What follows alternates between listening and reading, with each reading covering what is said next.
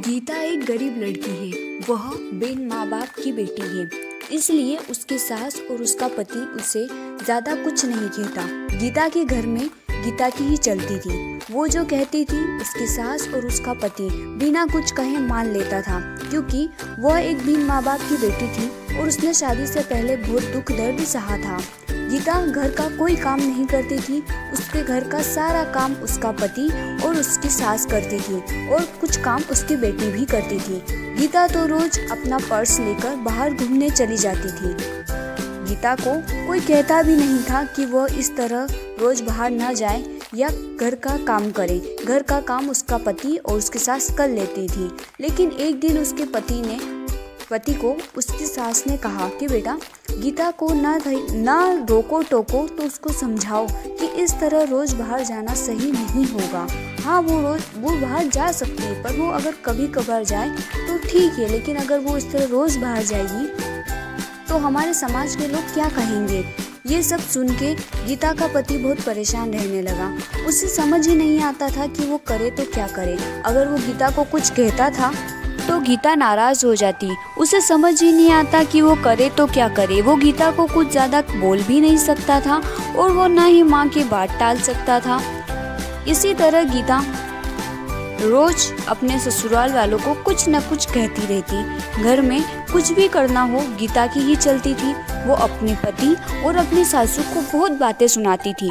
अगर उनसे कोई काम ठीक से नहीं होता तो भी वे उन्हें डांट लगाती थी। फिर भी उसका पति और उसकी सास चुपचाप उसकी सारी बातें सुनते रहते थे, ये सोचकर कि कभी ना कभी गीता को एहसास होगा कि वो जो व्यवहार करती है वो सही नहीं है।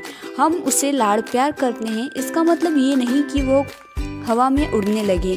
पर ये बात कभी उसके ससुर ने और उसके पति ने उसके मुंह पर नहीं कही। उन्हें सिर्फ इसी बात का विश्वास था कि कभी न कभी उसे इस चीज का एहसास होगा।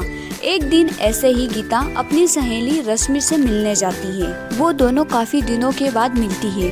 रश्मि उसको सारी बातें बताती है कि कैसे उसकी सासू उस पर अत्याचार करती है और उसका पति भी उसकी सास की मदद करता है, उसे कुछ नहीं कहता। उसकी सास उसके पति को उसके खिलाफ भड़काती भी रहती है। वो चाहे कितना भी काम कर ले, कितनी भी अच्छी तरीके से घर की सारी साफ सफाई करे, सारा काम करे, फिर भी उसकी सासू उसमें नोकझोंक निकाली देती थी और उसका पति भी उसकी माँ का साथ देता था।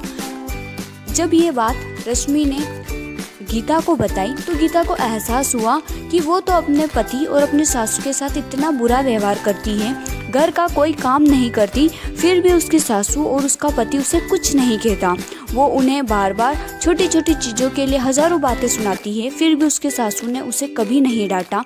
ये सुनकर गीता को अपनी गलती का एहसास होता है और वह घर जाकर अपनी सासू के सामने रोने लगती है। उन्हें सब बात बताती है कि उसे उसकी गलती का एहसास हो गया है कि उसने कितना गलत किया।